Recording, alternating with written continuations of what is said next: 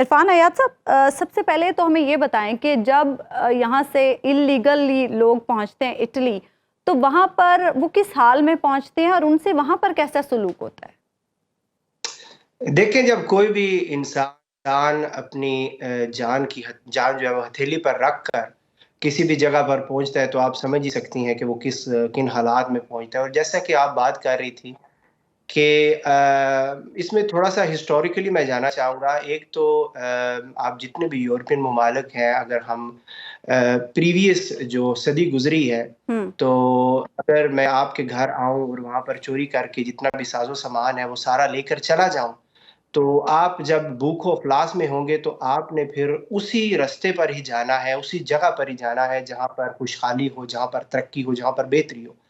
تو یورپ ممالک جتنا بھی فرانس ہم لے لیں یا برطانیہ لے لیں، 1947 سے پہلے جو بر صغیر پر بھی انہوں نے حکومت کی ہے، اٹلی نے لیبیا پر حکومت کی ہے، جتنے بھی نارتھ افریقن ممالک ہیں، یورپین ممالک نے کسی نہ کسی حال میں ان پر حکومت کی ہے.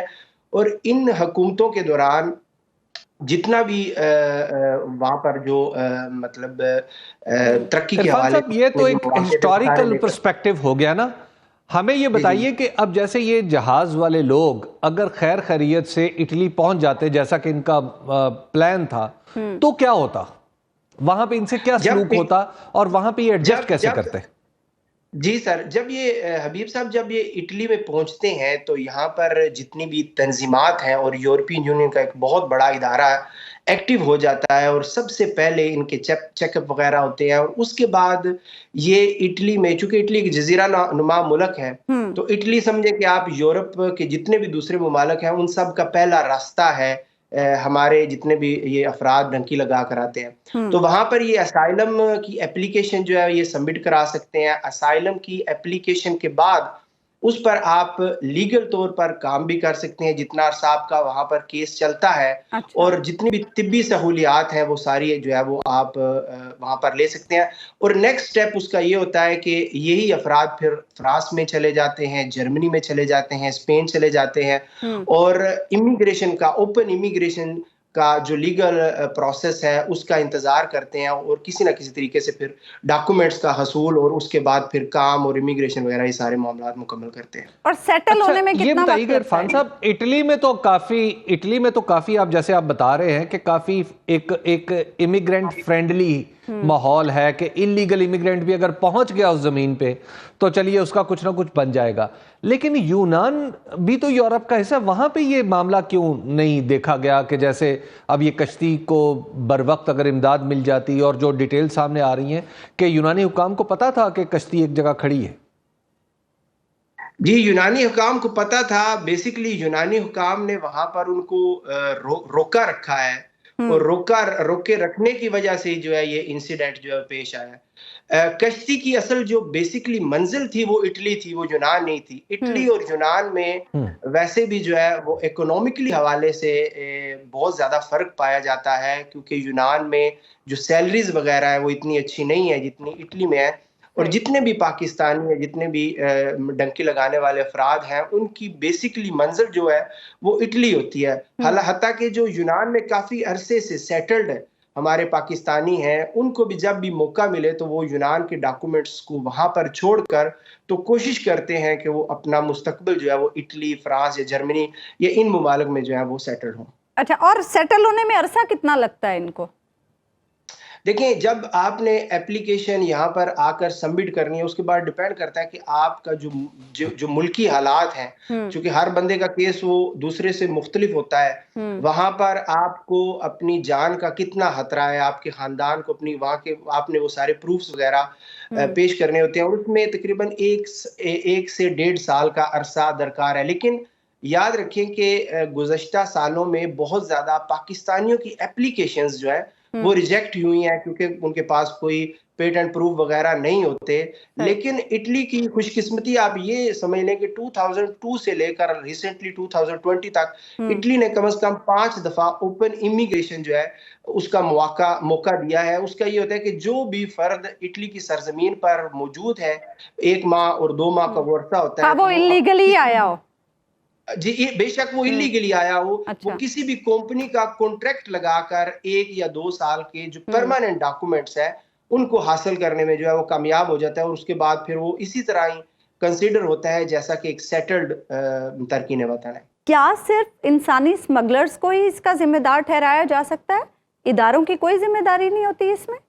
जी देखिए, उसमें इदारों की ज़िम्मेदारी में सबसे ज़्यादा ज़िम्मेदारी ही इदारों पर आयद होती है कि वो इसे रोकें। इसके हवाले से जो तफसीलात जमा की गई हैं उनके ऊपर अमल करें। उनको रोकने के लिए जितने उन्होंने नाम जमा किए हैं, जिन लोगों के ख़िलाफ़ कार्रवाई मुकम्मल हो चुकी है, यानी उनकी तहकीकात, उनकी रेकी मुकम्मल हो चुकी है, उनके ख़िलाफ़ फौरी तौर पर गिरफ़्तारी की जाए।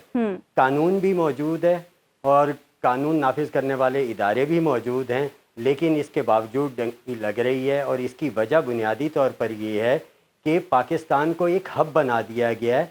पाकिस्तान वो पॉइंट बन गया है जहां अफ़गानिस्तान, बांग्लादेश, यहाँ से भी लोग आते हैं, आकर अपने शनाख्ती कार्ड और दस्तावेज़ात तैयार करवाते हैं और वो आगे चले जाते हैं।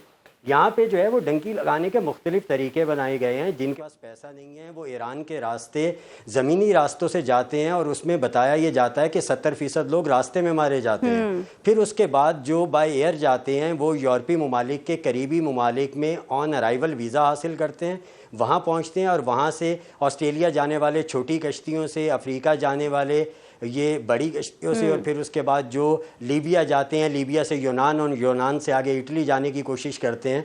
जिस तरह अभी जो सानिया पेश आया वो भी इसी रूट का था।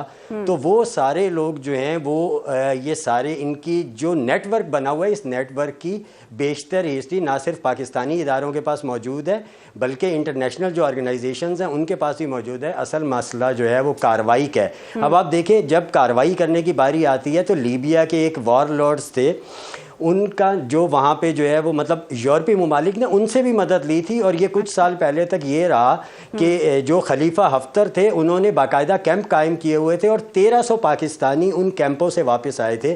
उनसे रिक्वेस्ट की गई थी कि खुदारा इन लोगों को जाने से, जो भी आ रहे हैं वहाँ पे उनको जाने से आगे रोका जाए। इस तरीके से यहाँ से जानी नुकसान बहुत ज़्यादा होता है। रिपोर्ट ये है कि 3500 लोग जो है अफराद वो डंकी लगाते हुए हर साल मारे जाते हैं। अच्छा। पाकिस्तानी इदारों ने जो डेटा जमा किया है उसमें 100 जो एजेंट हैं उनका रिकॉर्ड जमा किया गया है, जिसमें पंजाब से 43, इस्लामाबाद से 31, सिंध से 13, बलूचिस्तान से 2 और जो बैरून मुल्क पाकिस्तानी एजेंट का काम कर रहे हैं वो 12 हैं। अच्छा। ये डेटा इनकी रेड बुक में शामिल है। इनके खिलाफ कार्रवाई करने के लिए जो है वो कोशिशें की जा रही हैं। जो 98 में शामिल थे उनमें से कई गिरफ्तार भी हुए।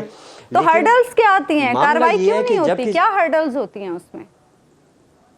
देखें, उसमें मामला ये है कि कवानीन की जब हम बात करते हैं तो इंसानी स्मगलिंग रोकने के हवाले से 2 सदारती ऑर्डिनेंस हैं और 7 जो है वो पार्लियामेंट से मंजूर शुदा बाकायदा कवानीन हैं।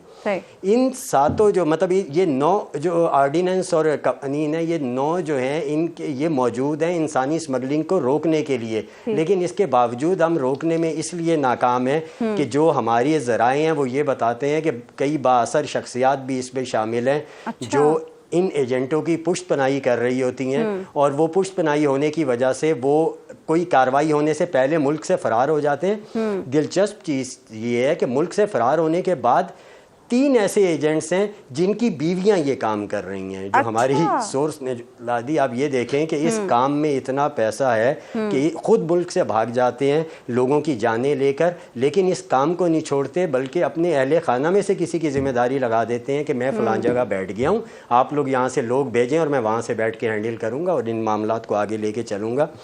तो वैसे तो अगर आप देखें तो FIA क्लेम करती है कि जी हमने ड्राफ्टिंग कर ली है रूल्स की, हमने जो है वो यूनान में, ओमान में और ईरान में जो है वो अपने दफातर लिंक्ड ऑफिसेस कायम कर लिए हैं और फिर उसके बाद हमने जो है MOU साइन कर लिया है। इस तरह की कई डेवलपमेंट्स को ये ऑन तो करते हैं, लेकिन इन द एंड नतीजा ये निकलता है कि एक कश्ती डूबती है, अल्लाह ताला जो लापता हैं उनको ज़िंदा और सलामत वापस लाएं। लेकिन जो इंटरनेशनल इदारे हैं वो ये बता रहे हैं कि 400 के करीब पाकिस्तानी उस कश्ती पे सवार थे, तो जानी नुकसान इतनी बड़ी तादाद में हो रहा है।